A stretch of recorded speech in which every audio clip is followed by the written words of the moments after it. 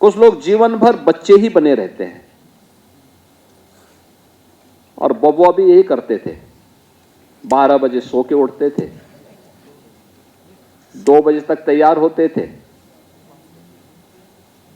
5 बजते बजते उनके जिम जाने का समय हो जाता था, और 7 बजे के बाद तो महफिल जम जाती थी। तब तो फिर देश और दुनिया से उनका संबंध ही समाप्त हो जाता था।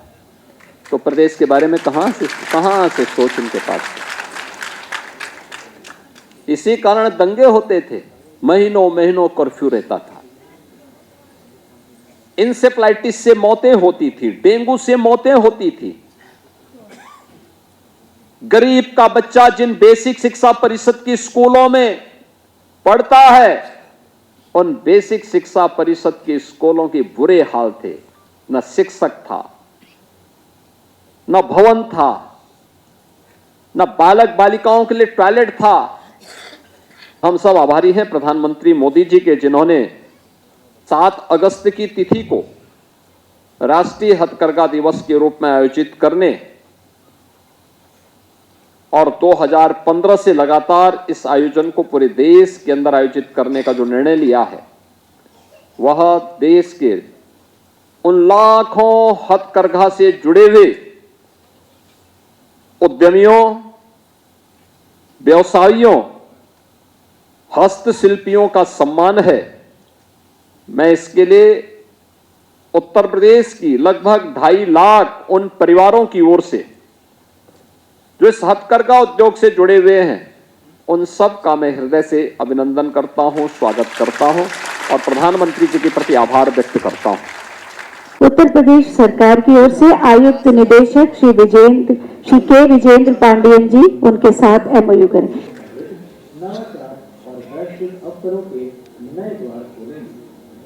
श्री अजीज जैन जी। सबसे पहले प्रस्तुत है हथकरघा एवं वस्त्र उद्योग निदेशालय उत्तर प्रदेश एवं आंध्र प्रदेश होने वाला यह महत्वपूर्ण। जोरदार तालियों से अपनी शुभकामनाएं इसे दें। और इसके बाद आएंगे पनेरा टाटा ग्रुप बेंगलुरु के श्री सोमप्रभ कुमार सिंह जी। इस साझेदारी के माध्यम से बुनकरों को आधुनिक बाजार की आवश्यकताओं के अनुरूप बेहतर।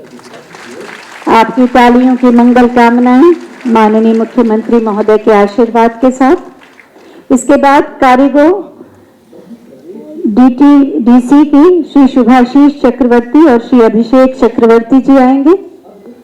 सर आप आगे जाएं, अभिषेक जी आइए, आप जाएं।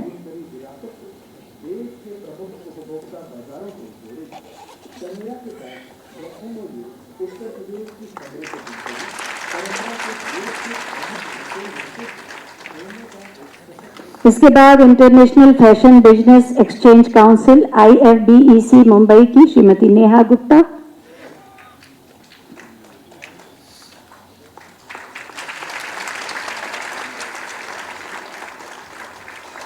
और उसके बाद फूल कानपुर के श्री प्रतीक कुमार जी।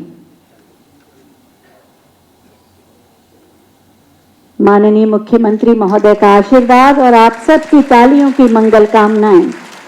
और इसके बाद बुनकरों का सम्मान किया जाएगा। मैं माननीय मुख्यमंत्री महोदय से अनुरोध करूंगी कि इनका सम्मान करें। संत कबीर राज्य हथकरघा पुरस्कार योजना के अंतर्गत 4 वर्गों में बुनकरों से हम अनुरोध करेंगे कि लाइन बनाकर आ जाएं। संत कबीर राज्य हथकरघा पुरस्कार जो 4 वर्गों में दिए जाते हैं, उनके बुनकरों को पुरस्कृत किया जाएगा। सबसे पहले साड़ी, ब्रोकेट और ड्रेस मटेरियल वर्ग में प्रथम पुरस्कार 1 लाख का चेक श्री जमालुद्दीन जी को, वाराणसी से। जल्दी से जाएं, माननीय मुख्यमंत्री जी खड़े हैं, आगे आए, रुके।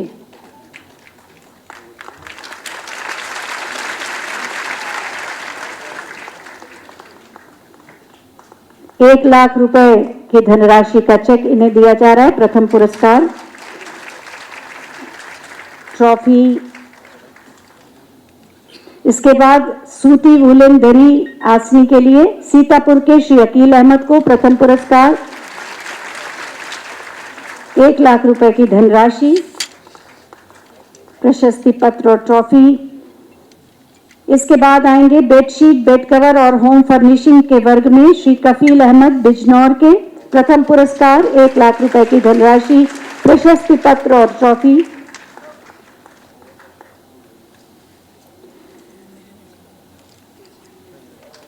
इसके बाद स्टोल, स्कार्फ, गमछा इस वर्ग में वाराणसी के श्री प्यारेलाल जी। और इसके बाद झलकारी बाई कोरी हथकरघा एवं पावर लूम विकास योजना के बुनकरों का सम्मान श्री सुरेंद्र कुमार जी मऊ से 93,000 रुपए की धनराशि और सम्मान।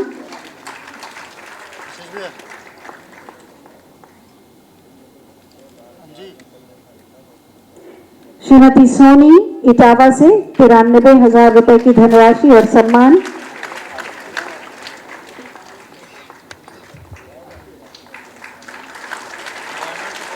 श्रीमती मीराबाई झांसी से 93,000 रुपए की धनराशि और सम्मान। इसके बाद मुख्यमंत्री हैंडलूम एवं पावरलूम उद्योग विकास योजना के लाभार्थियों को श्री गुलाम वारिस मुरादाबाद से 78,000 रुपए की धनराशि।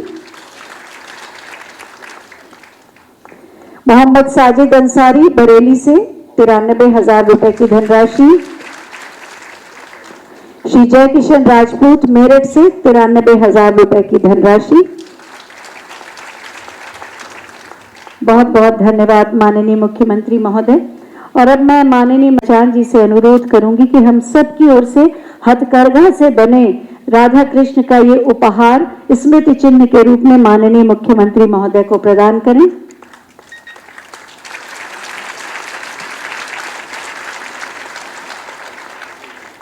बहुत बहुत धन्यवाद।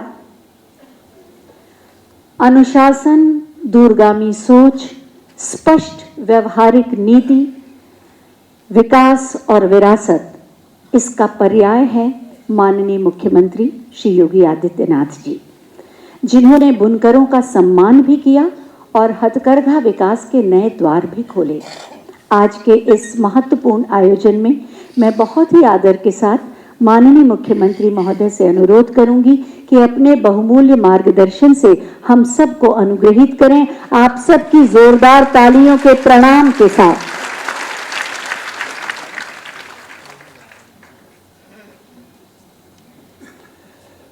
भारत माता की, भारत माता की, भारत माता की।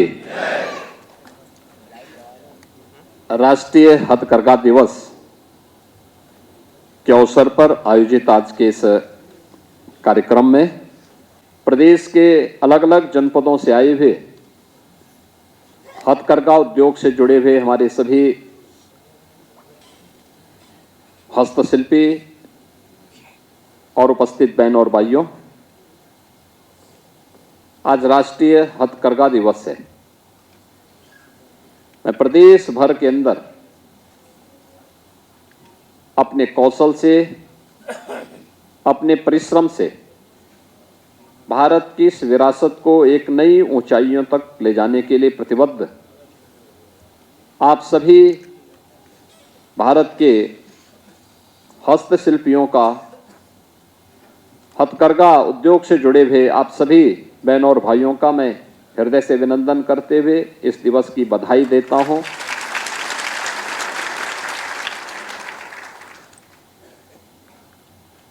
यह केवल एक दिवस नहीं है, भारत की स्वाधीनता आंदोलन का एक महत्वपूर्ण पड़ाव भी है। आज ही के दिन 7 अगस्त 1905 को भारत की आजादी के आंदोलन को एक नई दिशा मिली थी, जब भारत की आजादी में स्वदेशी ने पदार्पण किया था। स्वदेशी एक ऐसा मंत्र है जिस मंत्र ने उत्तर दक्षिण, पूरा पश्चिम, पूरे भारत को एकता के सूत्र में जोड़ करके गुलामी की बेड़ियों को तोड़ने और भारत को स्वतंत्र कराने के एक संकल्प के साथ आगे बढ़ा था।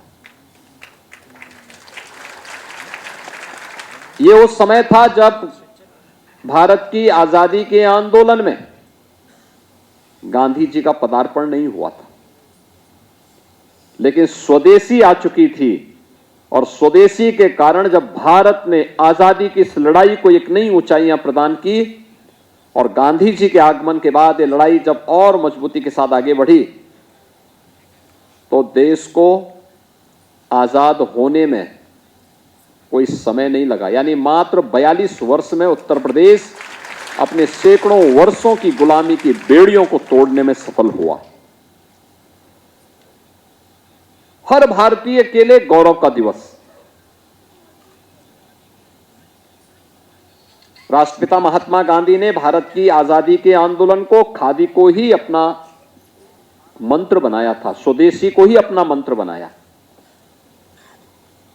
हथकरघा को ही उन्होंने अपने आजादी के आंदोलन का सबसे बड़ा शस्त्र बनाया। और हम सब आभारी हैं प्रधानमंत्री मोदी जी के, जिन्होंने 7 अगस्त की तिथि को राष्ट्रीय हथकरघा दिवस के रूप में आयोजित करने और 2015 से लगातार इस आयोजन को पूरे देश के अंदर आयोजित करने का जो निर्णय लिया है, वह देश के उन लाखों हथकरघा से जुड़े हुए उद्यमियों, व्यवसायियों, हस्तशिल्पियों का सम्मान है।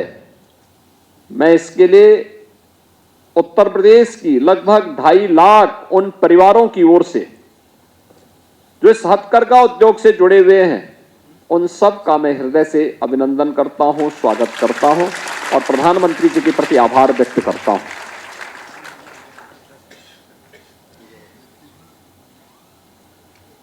आपने देखा होगा हमारा हस्तशिल्पी, हमारा हथकरघा का उद्यमी कितनी मेहनत से, कितने परिश्रम के साथ अपने कार्यक्रमों को आगे बढ़ाता है।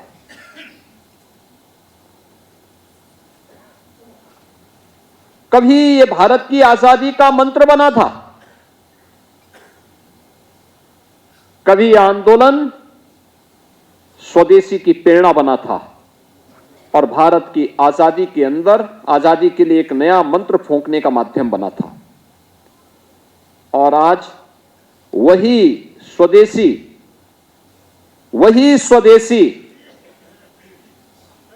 के इस उत्पाद को एक नया जीवन देने के लिए प्रधानमंत्री जी ने आज के इस दिवस का आयोजन 2015 से लगातार करना प्रारंभ किया। यह हमारी विरासत है और मैं बार बार इस बात को कहता हूं, ये 2.5 लाख परिवार, यानी अगर एक परिवार में 6 सदस्य भी होंगे तो मान करके चलिए कि लगभग 14 से 15 लाख लोग जिस व्यवसाय पर आश्रित हैं, और अगर उसमें पावर लूम को भी हम जोड़ लें तो ये संख्या बढ़ करके आती है लगभग 30 लाख। ये 30 लाख से अधिक लोगों की आजीविका का कारण, उनके स्वावलंबन का आधार भारत की स्वदेशी और खादी के उत्पाद से जुड़े हुए हथकरघा उद्योग है। लोग इसके माध्यम से बिना किसी सरकार पर आश्रित रहते हुए अपने कार्यक्रम को आगे बढ़ाते हैं और इसीलिए सरकार ने भी तय किया कि नहीं, उन हस्तशिल्पियों को सम्मान मिलना चाहिए, उसे हर प्रकार की सुविधा मिलनी चाहिए। हमने गत वर्ष भी 40,000 से अधिक ऐसे हैंडलूम से जुड़े हुए हस्तशिल्पियों को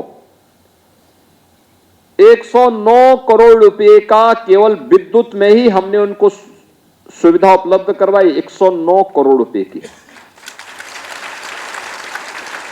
लेकिन हमें याद रखना होगा, आज का समय प्रतिस्पर्धा का समय है और इस स्वस्थ प्रतिस्पर्धा में हम तब टिक पाएंगे जब हम लोग आज की डिजाइन की मांग के अनुरूप डिजाइन तैयार करेंगे और वस्त्र तैयार करेंगे। देखो, दुनिया मांग कर रही है। मैं भी बाहर जो प्रदर्शनी लगी हुई है उस प्रदर्शनी का भी मैं अवलोकन कर रहा था और उसके माध्यम से मैं देख रहा था क्या कौशल है। यह आयोजन उस कौशल के लिए एक मंच है, उसकी ब्रांडिंग का आधार है, उसको मार्केट से जोड़ने का एक माध्यम है, उन लाखों लोगों के जीवन में परिवर्तन लाने का एक प्रयास है। और इसलिए इस पूरे अभियान को सफलतापूर्वक आगे बढ़ा करके हम सब अपने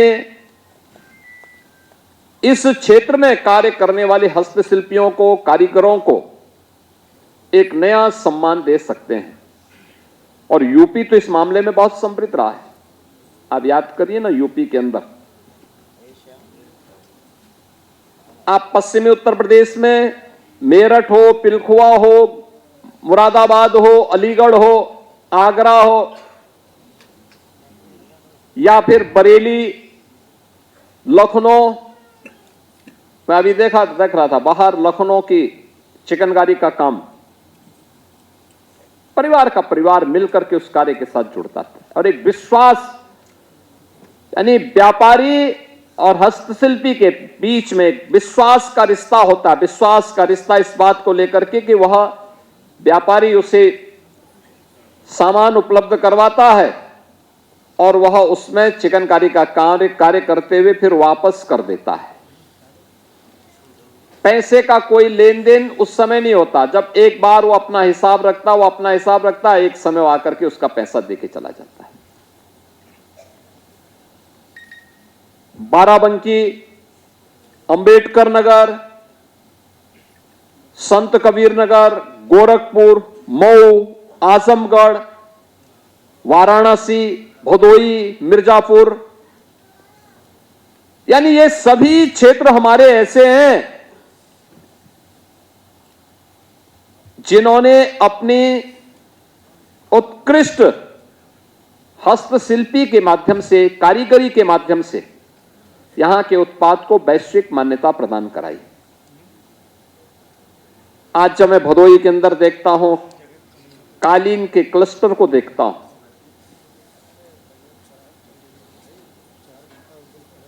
तो 2017 के पहले ये मृत प्राय सा हो गया था। आज मुझे लगता है जब मैं वहां जाता हूं, देखता हूं, अब वो सैकड़ों करोड़ रुपए का एक्सपोर्ट कर रहे हैं कालीन दुनिया के बाजार में। और याद करना, जब देश की नई संसद बनी, आजादी के अमृत महोत्सव के अवसर पर बनी हुई भारत की नई संसद में जब कालीन की बात हुई तो कहीं विदेश से नहीं मंगाया। मोदी जी ने कहा नहीं, भदोई की कालीन लगनी चाहिए। भदोई की कालीन लगी थी। देश की संसद में अलग अलग जगहों पर उत्तर प्रदेश के हस्तशिल्पी और कारीगरों के सम्मान झलकते हुए दिखाई देते हैं। आप पार्लियामेंट के अंदर जाकर के देख सकते हैं, वो आपको दिखाई देगा। हमारा कारीगर, हमारा हस्तशिल्पी जो परिश्रम करेगा, हम जब स्वदेशी उत्पादों को बढ़ावा देंगे, उसको प्रोत्साहित करेंगे, तो भारत का पैसा भारत में ही लगेगा। तो हमारे हस्तशिल्पी के चेहरे पर खुशहाली आएगी, उसके चेहरे पर समृद्धि, उसके जीवन में समृद्धि आएगी। यह समृद्धि एक व्यक्ति का नहीं बल्कि पूरे देश की समृद्धि का कारण बनेगा। और उसी समृद्धि को आगे बढ़ाने की दिशा में आज ये प्रयास प्रारंभ हुआ है।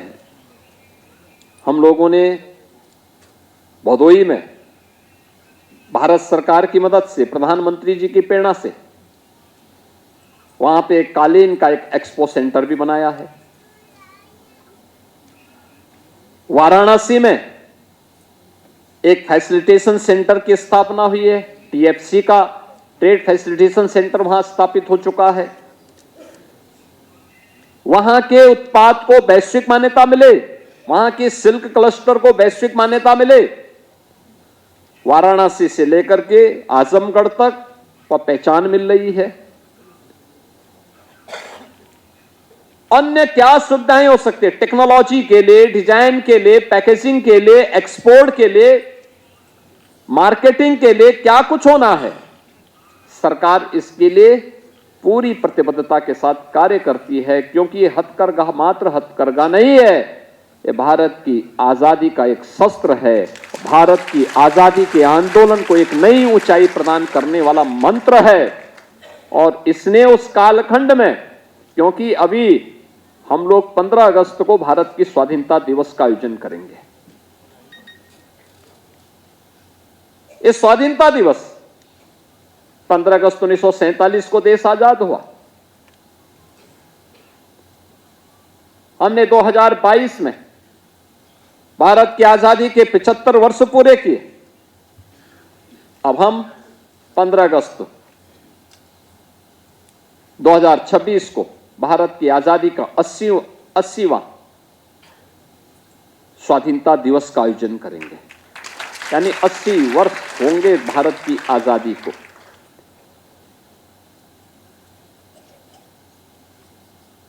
उससे भी 42 वर्ष पहले आज के दिन स्वदेशी के माध्यम से भारत की आजादी के मंत्र को फूंकने का एक नया आह्वान भारत के स्वाधीनता संग्राम सेनानियों ने किया था। और आज भारत की आजादी के उन दीवानों के, आप सभी जितने भी यहां पर आए हुए हस्तशिल्पी हैं, कारीगर हैं, उद्यमी हैं, ये सभी उस परंपरा के, उस विरासत के प्रतिनिधि भी हैं। इसलिए आपका मैं हृदय से अभिनंदन करता हूं, आपको बधाई देता हूं और आपको इस बात के लिए आश्वस्त करता हूं कि सरकार इस पूरे मामले में आपके साथ खड़ी है। हम वाराणसी में फैसिलिटेशन सेंटर से जुड़े हुए छात्रों को स्कॉलरशिप दे रहे हैं। गत वर्ष हम लोग लगभग 450 छात्रों को हमने स्कॉलरशिप दी। डिजाइनिंग के बारे में, टेक्नोलॉजी के बारे में, पैकेजिंग के बारे में, उन्हें इसके बारे में अध्ययन करवाया जा रहा है। गवर्नमेंट उसको पूरी सपोर्ट कर रही है।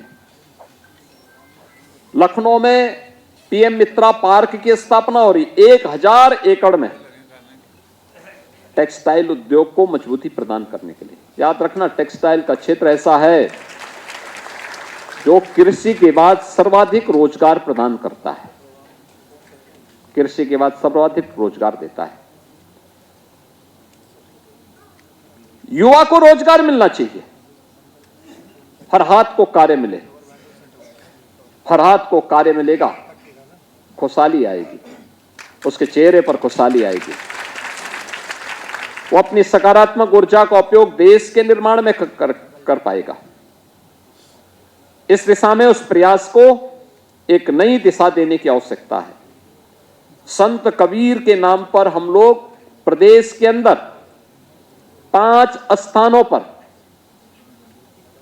टेक्सटाइल के पार्क की स्थापना के कार्य को आगे बढ़ा रहे हैं। ये भी आपको एक नया प्लेटफॉर्म आपको उपलब्ध होगा। बहनों और भाइयों, ये काम 2017 के पहले भी और 2014 के पहले भी हो सकता था, लेकिन इसके लिए विजन चाहिए, इसके लिए सोच चाहिए।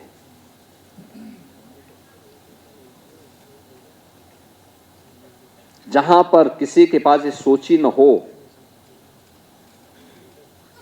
जहां हर कार्य को केवल वोट बैंक के नजरिए से लोग देखने लग जाएं, वहां पर गरीबों का, कारीगरों का, हस्तशिल्पियों का सम्मान पिछड़ जाता है। यही तो होता था। 2017 के पहले प्रदेश में बिजली ही नहीं थी, आवागमन के लिए सड़कें ही नहीं थी, कानून व्यवस्था इतनी बदहाल थी कि न बेटी सुरक्षित थी, न व्यापारी सुरक्षित था, न हस्तशिल्पी सुरक्षित था, न कारीगर सुरक्षित था। जब मार्केट ही नहीं खुलेंगे, बाजार वीरान रहेंगे, उसका असर हस्तशिल्पी और कारीगर पर भी पड़ेगा, हर युवा पर पड़ेगा,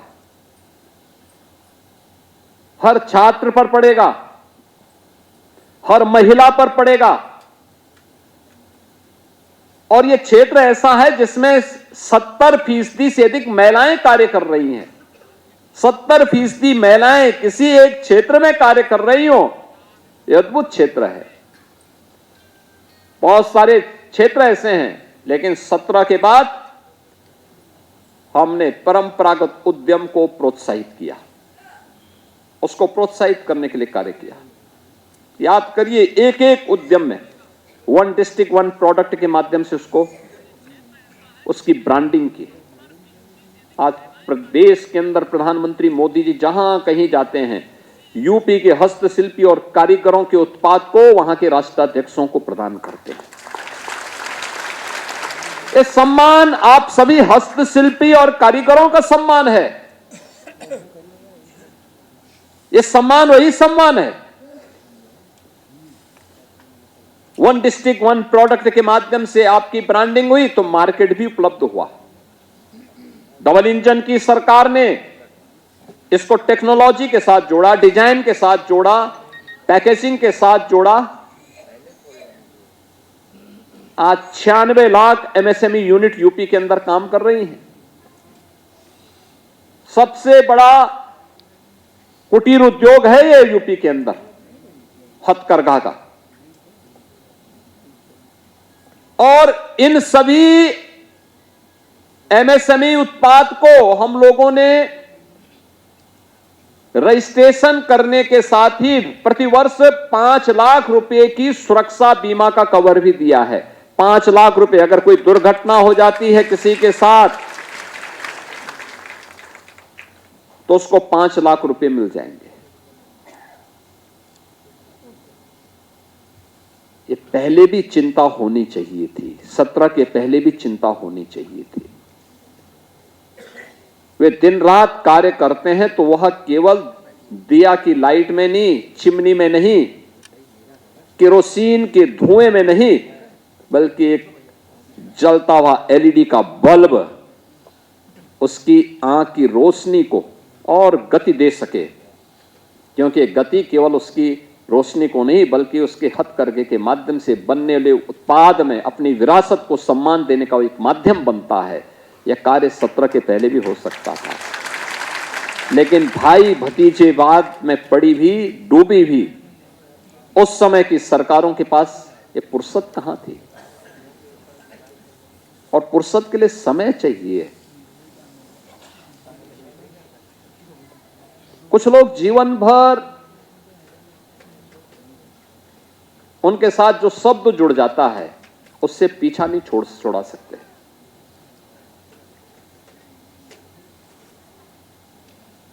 कुछ लोग जीवन भर बच्चे ही बने रहते हैं, और बबुआ भी यही करते थे। 12 बजे सो के उठते थे, 2 बजे तक तैयार होते थे, 5 बजते बजते उनके जिम जाने का समय हो जाता था, और 7 बजे के बाद तो महफिल जम जाती थी। तब तो फिर देश और दुनिया से उनका संबंध ही समाप्त हो जाता था। तो प्रदेश के बारे में कहां से सोच उनके पास थी। इसी कारण दंगे होते थे, महीनों महीनों कर्फ्यू रहता था। इंसेफ्लाइटिस से मौतें होती थी, डेंगू से मौतें होती थी। गरीब का बच्चा जिन बेसिक शिक्षा परिषद की स्कूलों में पढ़ता है, उन बेसिक शिक्षा परिषद के स्कूलों के बुरे हाल थे। न शिक्षक था, न भवन था, न बालक बालिकाओं के लिए टॉयलेट था, न पेयजल की व्यवस्था थी। आज आप जाइए, बालक और बालिकाओं के लिए अलग अलग टॉयलेट हैं, पेयजल की व्यवस्था है, हर बच्चे को 2 यूनिफॉर्म दी जा रही है, बैग दिया जा रहा है, बुक्स दी जा रही है, जूते और मोजे उपलब्ध करवाए जा रहे हैं, स्वेटर उपलब्ध करवाया जा रहा है। निपुण भारत अभियान में पीएम साहब प्रधानमंत्री जी के विजन को जमीन पर उतार करके आज हर व्यक्ति, किसी भी विद्यालय में आप जाएंगे, बच्चे से बोले कि इस पाठ को पढ़िए, वहां पे पढ़ के सुनाता है, प्रसन्नता होती है। ये तब होता है जब मुख्यमंत्री समय निकाल करके जिले जिले में जाए, जब मंत्रीगण जगह जगह जाए।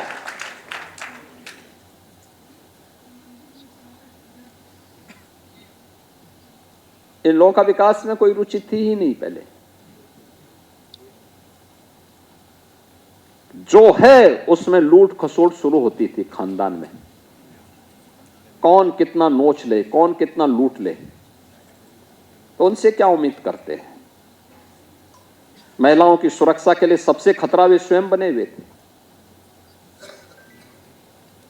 और इस क्षेत्र में 70% महिलाएं काम करती।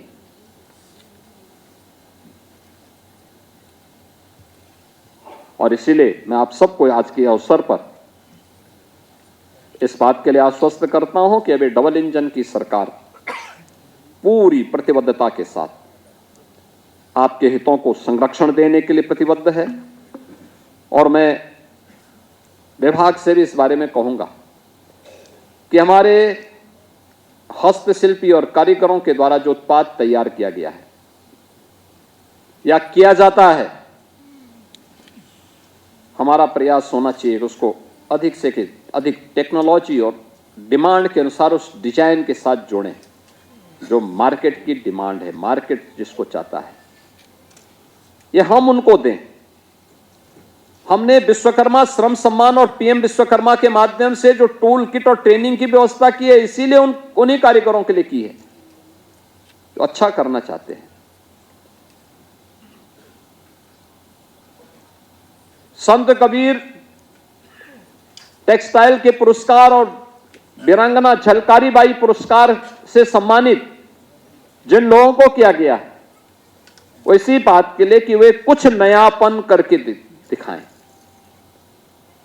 और हमारा प्रयास यही होना चाहिए, हम कहीं जाते हैं विदेश में बने हुए उत्पाद को नहीं, बल्कि हमारे कारीगर और हस्तशिल्पियों के द्वारा जो उत्पाद तैयार होता है उसी को किसी को गिफ्ट के रूप में उपलब्ध करवाएं। और मुझे बहुत अच्छा लगता है, अब दीपावली हो, होली हो, ईद हो, कोई भी पर्व और त्योहार होता है, किसी के घर में कोई मांगलिक कार्यक्रम होता है, तो लोग उत्तर प्रदेश के अंदर बने हुए उत्पाद को ही भेंट करते हैं। कोई भदोई की कालीन का नमूना लेके आता है, कोई फिरोजाबाद की मूर्ति को लेकर के आता है, कोई पीतल से बने हुए उत्पाद को मुरादाबाद से लेके आता है, कोई हार्डवेयर से जुड़े हुए उत्पाद को लेके आता है, कोई स्पोर्ट्स आइटम युवा के लिए लेके आता है। सब अब यूपी के अंदर बन रहे हैं स्पोर्ट्स का आइटम, मेरठ उसका केंद्र बिंदु बना है। इससे पहले ये दम तोड़ रहा था, कहीं पॉल्यूशन कंट्रोल बोर्ड परेशान करता था क्योंकि उनकी भट्टियां कोयले से जलती थी, केरोसिन से जलती थी। आज हमने पीएनजी पहुंचा दी, आज बिजली के कनेक्शन उनको उपलब्ध करवाए गए हैं, पर्याप्त पावर है, पर्याप्त पीएनजी है।